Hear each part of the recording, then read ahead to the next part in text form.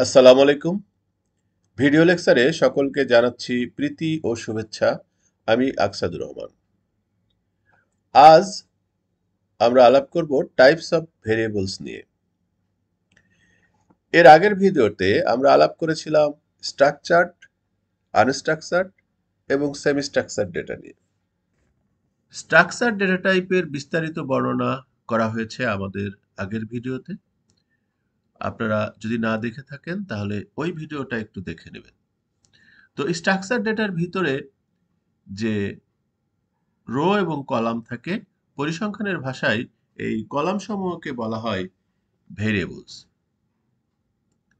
তো এই ভেরিয়েবলস গুলি অর্থাৎ স্ট্রাকচার ডেটার যে ভেরিয়েবলস গুলি থাকে, সেই ভেরিয়েবলস গুলি কত ধরনের হতে পারে, কত টাইপের হতে পারে। সো এটাকে আমরা টাইপস অফ ভেরিয়েবলস বলতে পারি, অথবা অন্য অর্থে টাইপস অফ ডেটাও বলা যায়। তো তার একটা অর্গানোগ্রাম এখানে আছে, টাইপস অফ ভেরিয়েবল বা ডেটা। মূলত এই ভেরিয়েবলগুলিকে দুই ধরনে ভাগ করা যাচ্ছে। একটা হচ্ছে কোয়ান্টিটেটিভ ডেটা, আর একটা হচ্ছে কোয়ালিটেটিভ ডেটা। অর্থাৎ যে সমস্ত ভেরিয়েবলকে বা ডেটাকে গোনা যায়, গণনা করা যায়, সেটাকে আমরা কোয়ান্টিটেটিভ ডেটা বলতে পারি। আর যেগুলিকে গোনা যায় না, অর্থাৎ ক্যাটাগরি, টেক্সট, এ সমস্ত ডেটাকে আমরা কোয়ালিটেটিভ ডেটা বলতে পারি। আমরা এর পরের স্লাইডগুলিতে আরো বিস্তারিত আলাপ করব এই সমস্ত ডেটা নিয়ে। কোয়ান্টিটেটিভ ডেটাকে আবার দুই ভাগে ভাগ করা হচ্ছে, একটা হচ্ছে ডিসক্রিট, কন্টিনিউয়াস। কোয়ালিটেটিভ ডেটাকে আবার দুই ভাগে ভাগ করা হয়, নমিনাল এবং অর্ডিনাল। কোয়ান্টিটেটিভ ডেটার যে কন্টিনিউয়াস অংশ আছে সেটাকে আবারও দুই ভাগে ভাগ করা হয়, ইন্টারভাল এবং রেশিও। তো আমরা এই সামগ্রিক অর্গানোগ্রামের প্রত্যেকটি বিষয় নিয়ে এখন একে একে আলাপ করব। কোয়ালিটেটিভ বা ক্যাটেগরিক্যাল ভেরিয়েবলস কাকে বলে? Qualitative or categorical variables describe attributes or characteristics that do not have numerical value. Instead, they represent categorical or groups. অর্থাৎ কোনো নিউমেরিক্যাল ভ্যালু এই ডেটা টাইপ দিয়ে, এই ভেরিয়েবল দিয়ে প্রকাশ করা হয় না, মূলত ক্যাটাগরি বা গ্রুপ প্রকাশ করা হয়। সেগুলি কোনো নিউমেরিক গ্রুপ না, টেক্সটের গ্রুপ হতে পারে। These variables are typically used to categorize data into different classes or groups. Qualitative data, qualitative variables can be divided into two types. একটা হচ্ছে nominal variable আর একটা হচ্ছে ordinal variable. চলুন দেখি আমরা nominal variables কাকে বলে। Nominal variables এটা তো আমরা দেখলাম যে qualitative variables এর বা ডেটার একটা part. Nominal variables are qualitative variables that represent different categories or group without inherent order. অর্থাৎ যে কোনো কিছু হতে পারে, কোনো অর্ডার মেনটেন করে না। এখানে কোনো যে নমিনাল ভেরিয়েবল যেগুলি থাকে, যে ক্যাটাগরি যেগুলি থাকে, সেগুলির মধ্যে কোনো অর্ডার মেনটেন হয় না।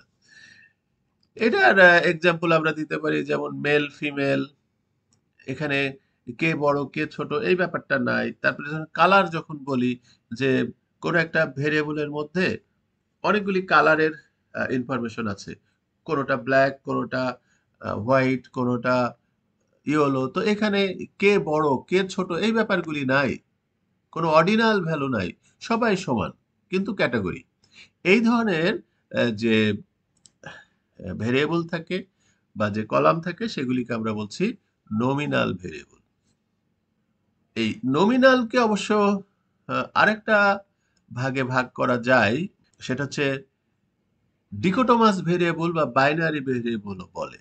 এটা অনেকাংশে এটাকে নমিনালের মধ্যেই রাখা হয়, আবার কখনো কখনো কেউ কেউ ডিকোটোমাস ভেরিয়েবল বা বাইনারি ভেরিয়েবলে পৃথক করেন। সেটা হচ্ছে যে নমিনাল ভেরিয়েবলে যখন দুটোই ভ্যালু থাকে, অর্থাৎ আহ, দুটোই ক্যাটাগরি থাকে, যেমন মেল, ফিমেল, 01, পাস, ফেল, সেটাকে অনেক সময় এই ডিকোটোমাস ভেরিয়েবল বা বাইনারি ভেরিয়েবল বলা হয়। এরপরে আসছে অর্ডিনাল ভেরিয়েবল। অর্ডিনাল ভেরিয়েবল হচ্ছে ক্যাটেগরিক্যাল ভেরিয়েবলের একটি পার্ট। নমিনালের সাথে এটার পার্থক্য হচ্ছে এখানে যে ক্যাটাগরিগুলি থাকবে তার মধ্যে একটা অর্ডিনাল হায়ারার্কি থাকে, অর্থাৎ এখানে গুরুত্ব বেশি কম বড় ছোট এই ব্যাপারগুলি পরিষ্কার ফুটে ওঠে। যেমন ধরুন আমরা যদি এডুকেশনাল লেভেলের কথা চিন্তা করি, high school, bachelor degree, master degree, এগুলি দেখেন আস্তে আস্তে হাই স্কুল হচ্ছে একটু লেভেল কম, ব্যাচেলর আর একটু বেশি, মাস্টার্স আর একটু বেশি, পিএইচডি আরো বেশি, তাহলে গুরুত্ব বেশির ব্যাপার এখানে কিন্তু আসছে। তারপরে কাস্টমার স্যাটিসফ্যাকশনের ক্ষেত্রে very unsatisfied, unsatisfied, neutral, satisfied, এগুলি কিন্তু একটা আরেকটার ইকুয়াল না। এদের মধ্যে হায়ারার্কিক্যাল একটি অর্ডিনাল ব্যাপার স্যাপার থাকছে। এই ধরনের ভেরিয়েবল যদি কোনো একটা এই ধরনের ডেটা যদি কোনো একটা ভেরিয়েবলে বা কলামে থাকে তাহলে সেটাকে আমরা বলবো অর্ডিনাল ভেরিয়েবল।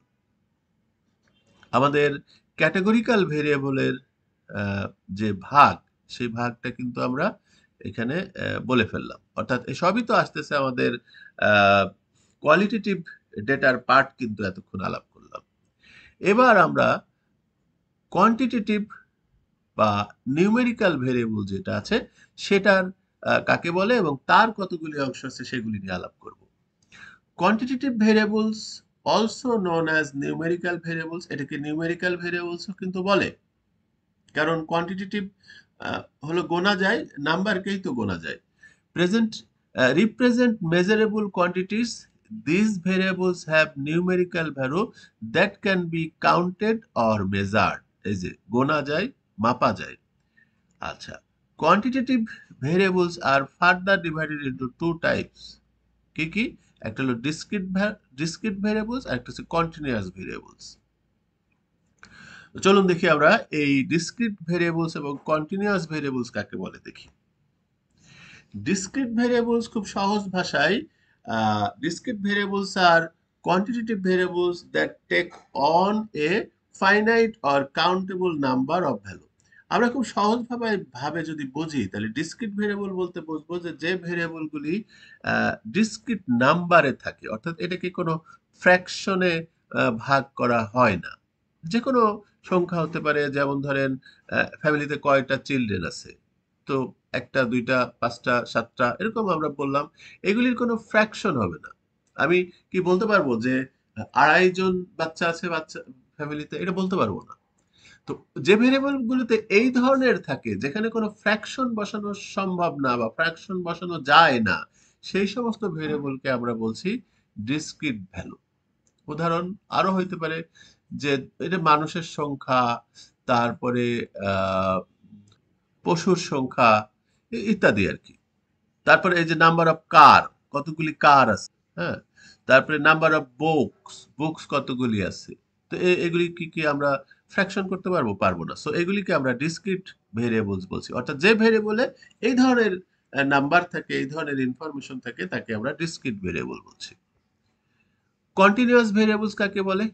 কন্টিনিউয়াস ভেরিয়েবলস আর quantitative variables that can take a infinite value, অর্থাৎ এর কিন্তু এরকম সলিড কোনো একটা ফাইনাইট নাম্বার থাকবে, গোটা গোটা নাম্বার থাকবে, এই রকম হবে না, ইন্টিজার ভ্যালু নাও থাকতে পারে, সেগুলিকে আমরা বলতেছি কন্টিনিউয়াস ভেরিয়েবল। অর্থাৎ যে ভেরিয়েবলের মধ্যে এই ধরনের ডেটা থাকে, যেমন এটা কি হইতে পারে, হাইট হইতে পারে, মানুষের ওয়েট হইতে পারে, টেম্পারেচার। হাইট কি আমরা সবসময় 5 ফিট মানুষই কি হবে?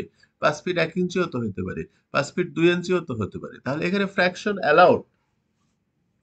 তাহলে খুব সহজ ভাষায় আমরা বুঝতে পারছি যে ভেরিয়েবলের মধ্যে বা যে কলামের মধ্যে ফ্র্যাকশন অ্যালাউড থাকে সেই সমস্ত ভেরিয়েবলকে বা কলামকে আমরা বলছি কন্টিনিউয়াস ভেরিয়েবল।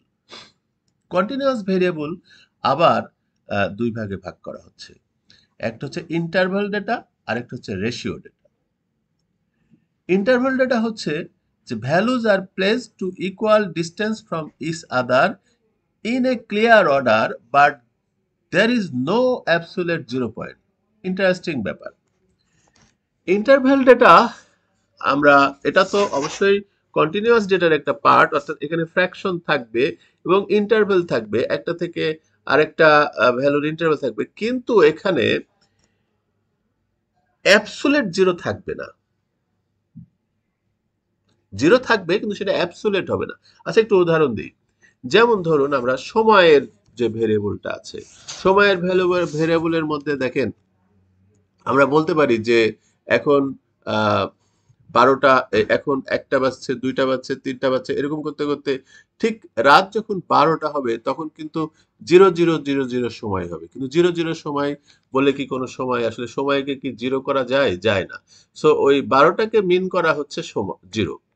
এটা একটা অ্যাবসোলিউট জিরো না, এটা হচ্ছে আপেক্ষিক জিরো। আবার ধরেন আমরা যদি টেম্পারেচারের কথা বলি, আমরা জানি যে 0 ডিগ্রিতে বরফ হয়। আচ্ছা, টেম্পারেচার কি কখনো জিরো হইতে পারে? পারে না তো। তাহলে 0 ডিগ্রিতে বরফ হচ্ছে কি করে? এটা একটা অ্যাবসোলিউট আপেক্ষিক। 1 ডিগ্রির নিচে -1 ডিগ্রি আছে, তার মাঝখানে 0 ডিগ্রি, এটা একটা আপেক্ষিক। সো এটা অ্যাবসোলিউট জিরো না। তাহলে যখন আমাদের এই কন্টিনিউয়াস ভেরিয়েবল গুলির মধ্যে জিরো অবস্থান করে কিন্তু সেই জিরোটা অ্যাবসোলিউট না, যেটা হচ্ছে আপেক্ষিক, সেই ধরনের কন্টিনিউয়াস ভেরিয়েবলকে আমরা বলতে পারি ইন্টারভাল ডেটা। Interval data. তাহলে তার ঠিক বিপরীত, যদি জিরোটা অ্যাবসোলিউট হয়, অর্থাৎ value R placed at equal distance from each other in the clear order and there is a defined zero, অর্থাৎ absolute 0 পয়েন্ট, সেটাকে আমরা বলবো ratio data. For example, temperature in Kelvin, এখানে কিন্তু অ্যাবসোলিউট জিরো আছে। কিংবা আমাদের ধরেন এই এজের কথা যদি ধরি, আহ, হয়তো কারো এজ তৈরি হয়নি, মানে এজ এখনো নাই, সে জন্মায়নি, সে জিরো এজ হতে পারে। বা আমরা বলতে পারি যে উদাহরণস্বরূপ ওজন, তার কোনো ওজন নাই, ওজন নাই, জিরো। সো এটা কিন্তু অ্যাবসোলিউট। এই জিরো বলতে কিন্তু কোনো ওজনকে বোঝাচ্ছে না, সত্যি সত্যিই তার ওজন নাই, তাই তাকে জিরো বলা হচ্ছে।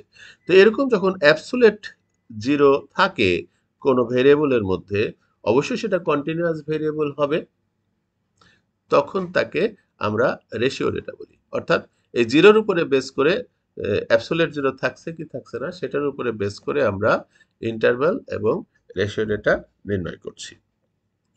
এছাড়াও কিন্তু অনেক ধরনের ডেটা থাকে আনস্ট্রাকচার ডেটা, যেমন text, multimedia, scientific, health care, তারপরে IoT, social media, website and markup language, mobile and communication data, survey response data, log files. এগুলি কিন্তু ভেরিয়েবলের মধ্যে আবদ্ধ করা যাবে না, এটা সম্পূর্ণ আলাদা, আনস্ট্রাকচার ডেটার পার্ট। সো এটাও আমরা আলাপ করলাম, যেহেতু এটাকেও আমরা টাইপস অফ ডেটাও বলতে পারছি এতক্ষণের আলোচনায়। সো টাইপস অফ ডেটা আমরা দুই অ্যাঙ্গেল থেকে দেখলাম। গত ভিডিওতে আমরা দেখেছিলাম স্ট্রাকচার্ড, আনস্ট্রাকচার, স্ট্রাকচার্ড এবং সেমি স্ট্রাকচার্ড এই অ্যাসপেক্টে।